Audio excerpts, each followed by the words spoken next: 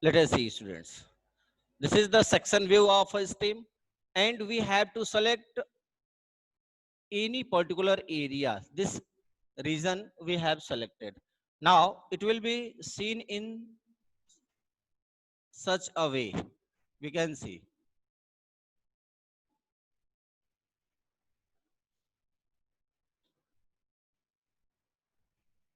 We have to not study this figure in detail. It is given in your book, so it should be in our knowledge that why this figure is given. For this, there is an empty space. There are different regions, so we have to draw in different shape.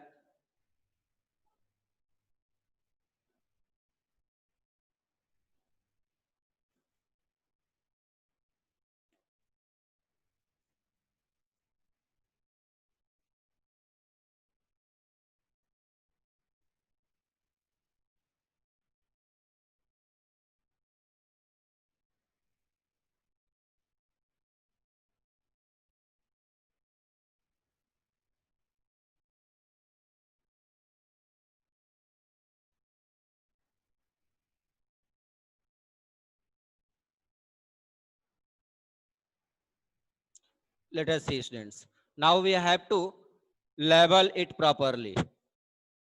The uppermost layer. This is the epidermis.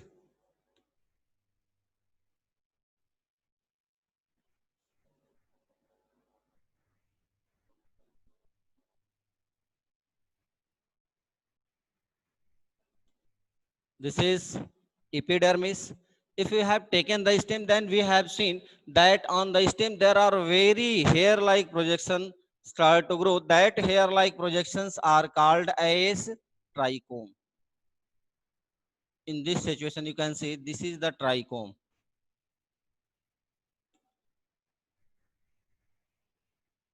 Trichome and epidermis. Below epidermis, there is hypodermis. Hypodermis. Students, there are less space, so I'm not writing in this portion due to which it will be not observable. After then, there will be the cortex. Cortex. Then there is pericycle. Pericycle. After pericycle, we can see the lower portion. There will be the vascular bundle, xylem and phloem. Phloem.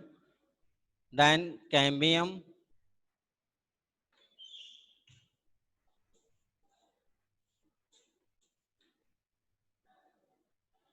Xylem. ले जाओ.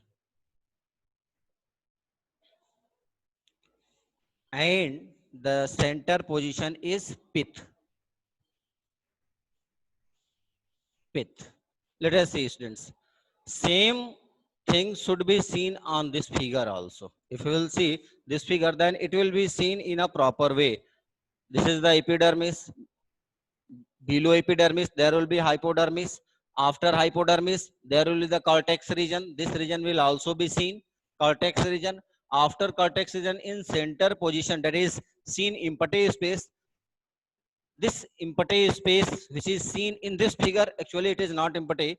This is the pith region which I have mentioned.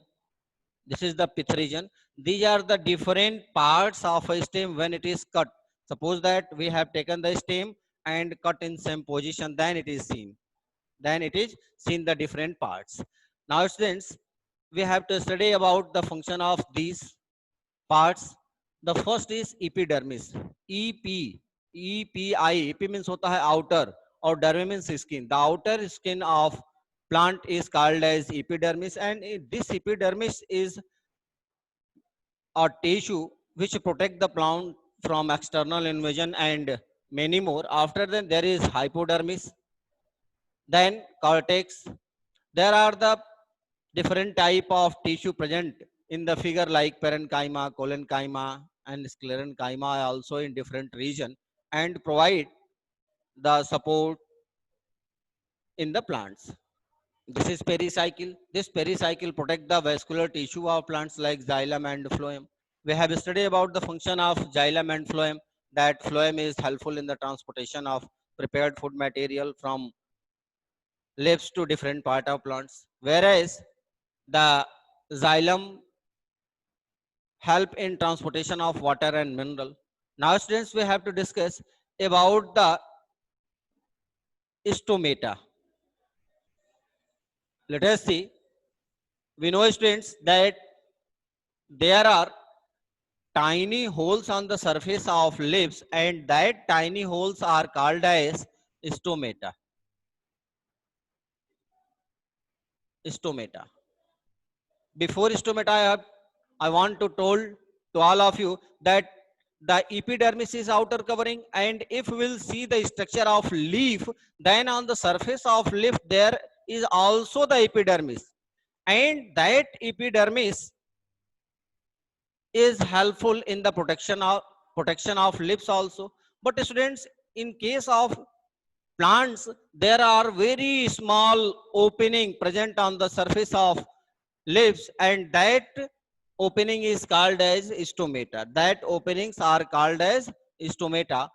These stomata help in the exchanging of gaseous matter like oxygen and carbon dioxide. With this, they also help in the transpiration. How they help, we have to study. If we'll see the stomata, then we can say that stomata are the tiny holes on the surface of leaves, and these stomata help in gaseous exchange as well as in transpiration. As well as in transpiration. And these stomatas are present in abundant quantity on both the surface of leaves, but on lower surface it is in large amount. That stomata is covered by a guard cell, bean shape structure, guard cell, and that guard cell helpful in the opening and closing of stomata. Opening and closing of stomata. One figure is also given in your book.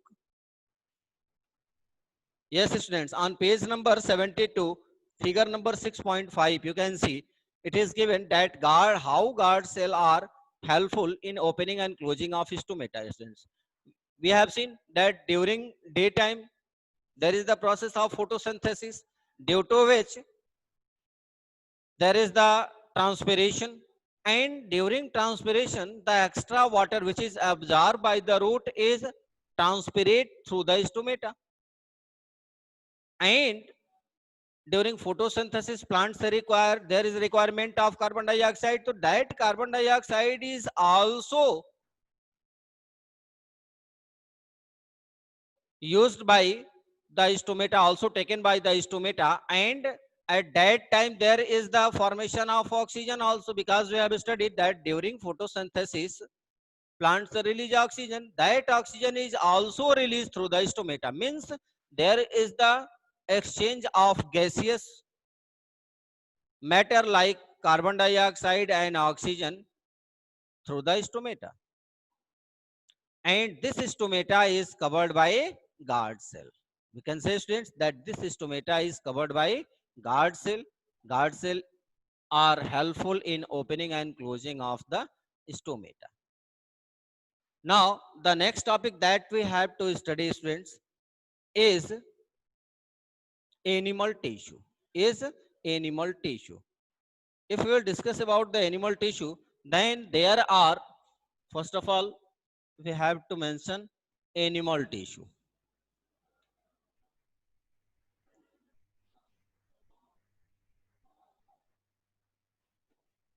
In animal tissue, we have to discuss about the different type of animal tissue. The first one is epidermal tissue.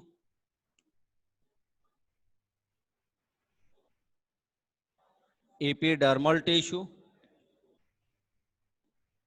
The second one is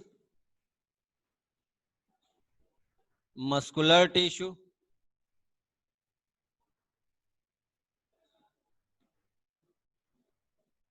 muscular tissue.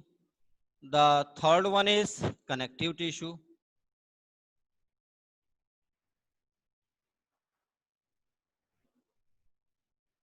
Connective tissue.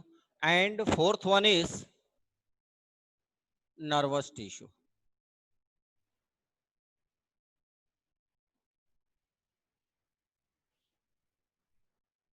Nervous tissue.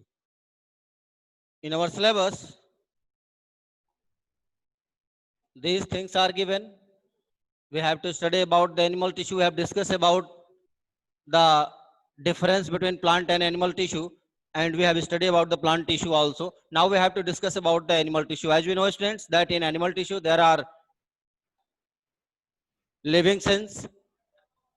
In animal tissue, we have to study about the epidermal tissue, muscular tissue, connective tissue, and nervous tissue. In brief, we have to know about the all these different type of tissue. First of all, we will discuss about the epidermal tissue. As we have studied, students, that the outer covering in case of plant is known as epidermis. In same way, in animals, there is the outer covering, and that outer covering on the body or any organ is called as epidermal tissue. This epidermal tissue is also called as epidermis or epidermal cell also, that is present in the body, and from the outer covering of organ or in the inner portion of organ. First of all, we have to discuss about the epidermal tissue. This epidermal tissue are the covering or protective tissue. These are the covering or protective tissue in the animal body in the form of epithelial, in the form of epithelial tissue or epithelial cell. It is also called as,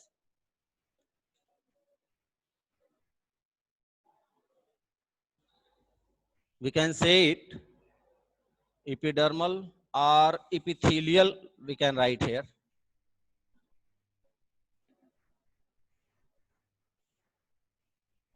It is better to write epithelial tissue. As we have studied, students, that this epithelial tissue is protective tissue. It also protect the animal body. It covers the most part of our body from external portion and internal portion. It is work like the barrier. It is work like the barrier in our body. The second one that we have to study is muscular tissue. Students, these muscular tissue are also present mostly in the limb portion of our body. Limb portion means hand or leg. And these muscular tissue help in the locomotion or movement of the body due to the relaxation and contraction. There are the relaxation and contraction in muscles, and with the help of relaxation and contraction, these muscular tissue are helpful in the movement of our body part. The third one is connective tissue. There are different type of connective tissue in our body, students, and as the name given, connective, it connect the different parts of our body with each other. It connect the different parts of our body with each other, and there are many example of connective tissue like blood. We know that there is the transportation of blood in whole body, means the blood connect one part of body to another part. So blood is also example of connective tissue. The second example of connective tissue is bones. We know, students, that our skeletal system is also connected with each other. Then bone is also a type of connective tissue. The another example of connective tissue are the tendons, ligaments, cartilage. There are also different type of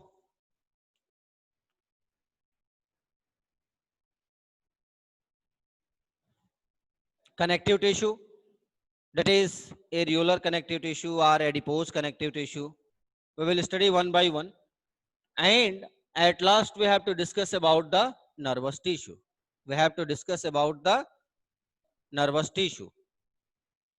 this nervous tissue is helpful to transport the messages from one parts to another parts. We know that there is the stimuli, and that stimuli is helpful to stimulate the message from one part of our body to another part of the body.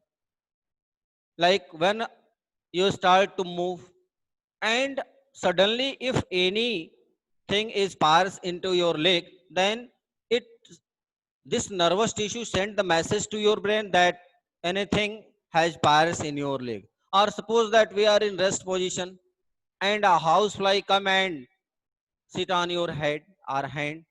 In this situation, does we able to know how do we able to know that the housefly has seated at the parts of our body? Means this nervous tissue is also very essential in our body. It also play a very important role in our body. One by one we will see. First of all, we have to discuss about the epithelial tissue. There are different type of epithelial tissue, students. Now the time is very less. Epithelial tissue, this epithelial tissue is of different type. One by one we will discuss about it. The first one is